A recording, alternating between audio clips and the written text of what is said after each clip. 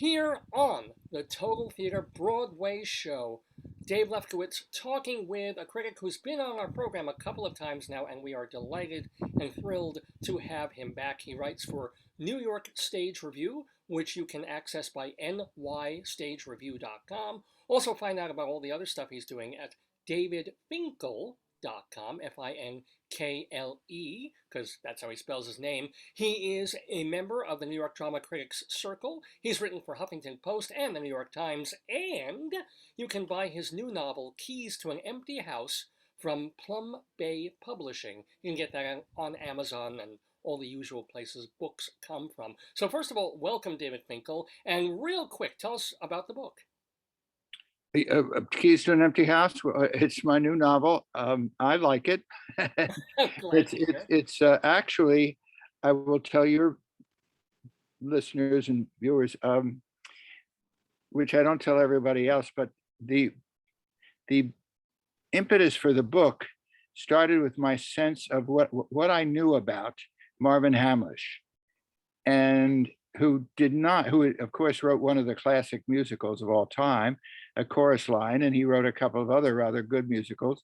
They're Playing Our Song is certainly one, and Smile was pretty good too.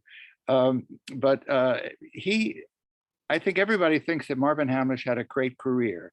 He did not see himself as having a career that peaked after or reached the peak of his earlier, when he was working in his 20s and 30s.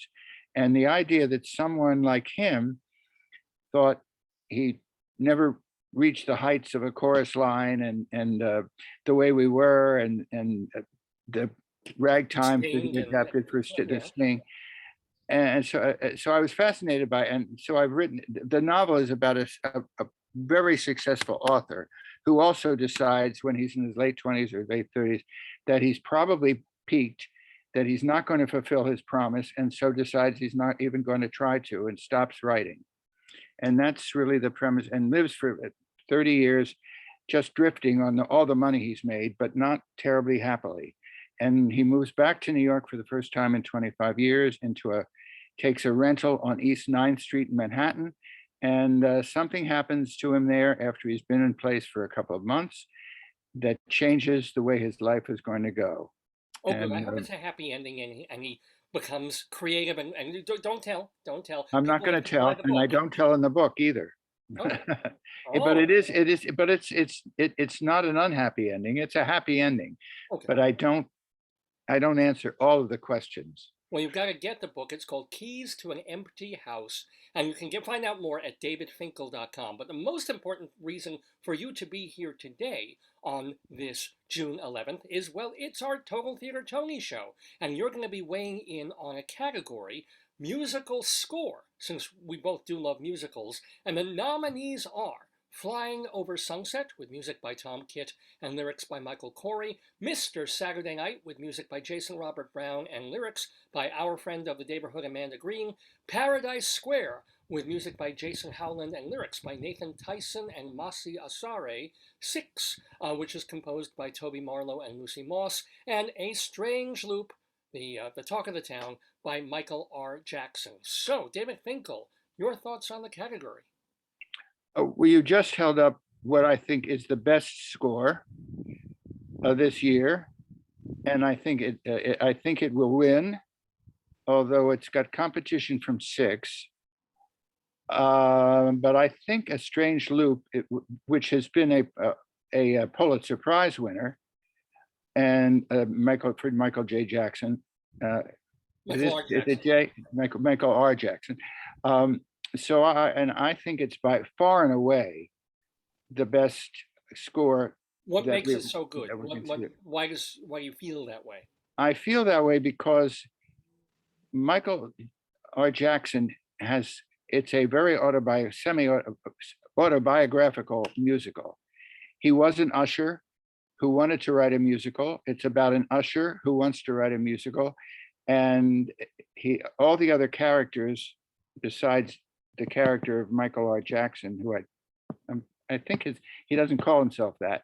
He gives himself another name. But all of the other people on stage are his thoughts. And so the the score, the songs are all I find very inspirational, and coming out of what he feels about himself. So it's a very he's divulging his inner thoughts, and they're all strong and conflicting thoughts about where he sees himself and where he'd like to be. And I think, and by the time it's over, it's extraordinarily moving, the musical. And I can't say that I have raced to get the original cast album and have listened to it. It's not, I think the songs are very strong in the context of it. That I can't say of the other nominees. Oh. The big competition is Six, which happens to be a musical that I hold in not very high esteem. I'm not a big fan of Six, which to me, as I think your viewers may know or may not know, that the six represented are six women who come out in sparkly costumes with an onstage band, and they are, each of them is one of the six wives of Henry VIII, and they're in a competition to see who Henry VIII treated worse, the worst of them. And so and for me, almost every song sounded exactly alike. There was one that was slower than the others, but it's all belted. And it's only 80 minutes long, but it's 80 long minutes long. Well, it's a song cycle in some ways more than a theater piece. That's right. It's more like a concert presentation. Now, what about some of the other nominees in this category? Paragraph Square, Mr. Saturday Night, Flying Over Sunset. Any love for them? I have probably the least love for Flying Over Sunset. I think that Tom Kitt can write very serviceable scores. Michael Corey, who wrote the lyrics for Grey Gardens, for one thing, is very clever. But I think that it's the setup, the musical being about three people, three very different people who have become, and I'm not sure they ever met. And I don't think in the James Lapine book, he only implies that they met, the three of them got together once to discuss their various hallucinogenic experiences on LSD. It's not a very, maybe by somebody else might have written something that was very, very imaginative, but I don't think that book or the songs really measure up to very much. And it's very expensive looking. It's a Lincoln Center. Everything at Lincoln Center is always beautiful to look at. But this, I think it was a Beowulf for its set, did not hold up for me. I didn't like it.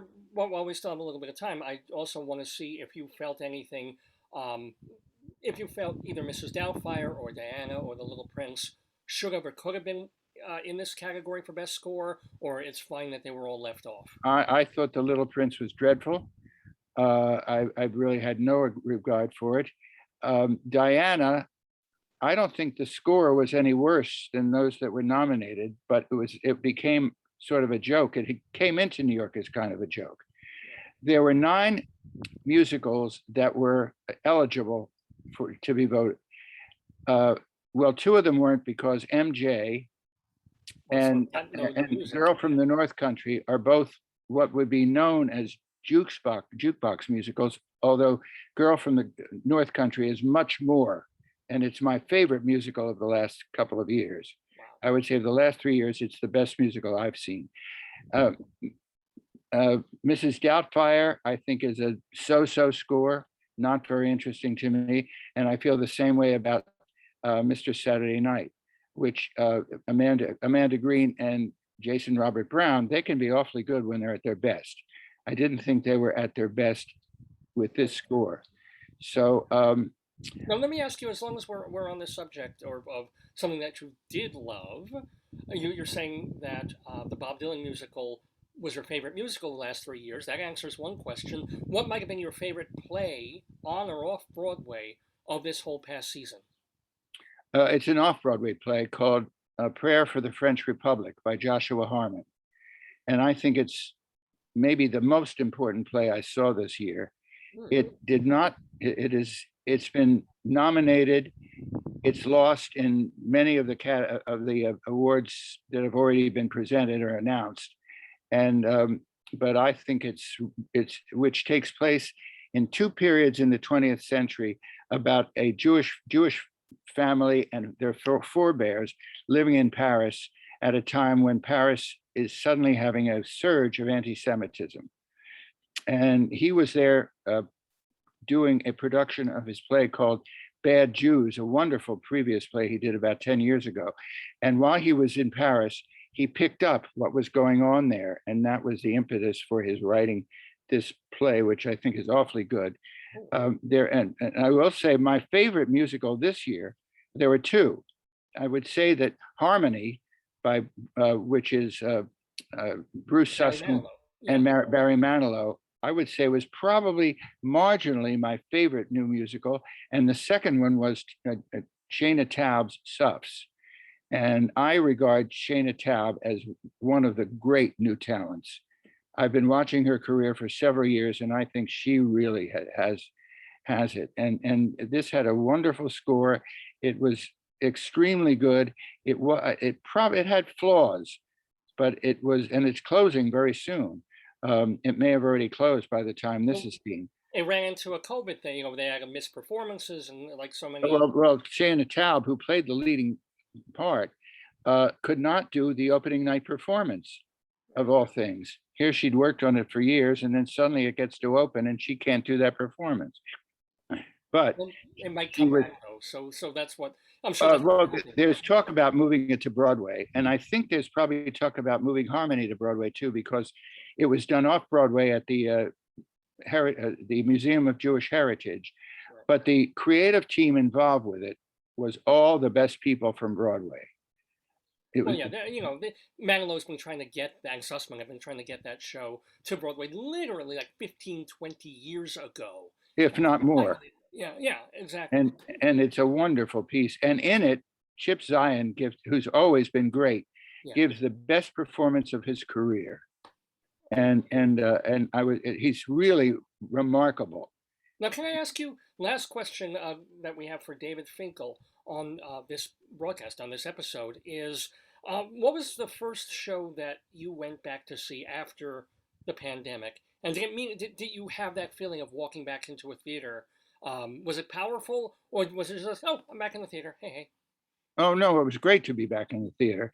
And this past week, I went back to see on successive nights the revival of Company, which has the kind of score that nothing that opened this year has anything approaching the Stephen Sondheim score for that. Right.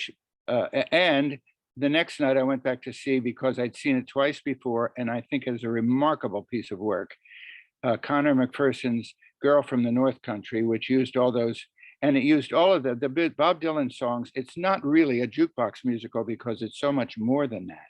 And when you hear these songs, snippets of songs that they're put together in funny ways, they're not directly out of what the characters are feeling. They're kind of oblique comments on them. When you hear them in the context of a play, you suddenly think Bob Dylan's lyrics, you can see why he got the Nobel Prize in 2016, because his lyrics are trenchant and timely and timeless and just marvelous. And you think, yes, he was writing true literature when he was doing his songs, and here we hear it. And he's now, Conor McPherson gave him the opportunity to prove that. Right. To me, anyway.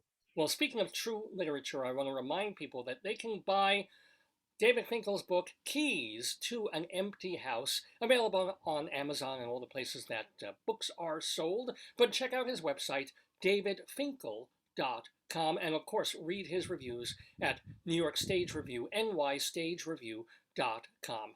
David Finkle, I wish you great health and much, much more theater and great shows in the season ahead. And thank you so much for being with us. Thank you, and thank you for the plug, the repeated plug. Always greatly appreciated. So let's keep singing Broadway songs. Yeah, and you could do worse than Bob Dylan songs too. So yes, let's sing them all. Absolutely. All right. Bye bye now, and we're blowing in the wind. Bye.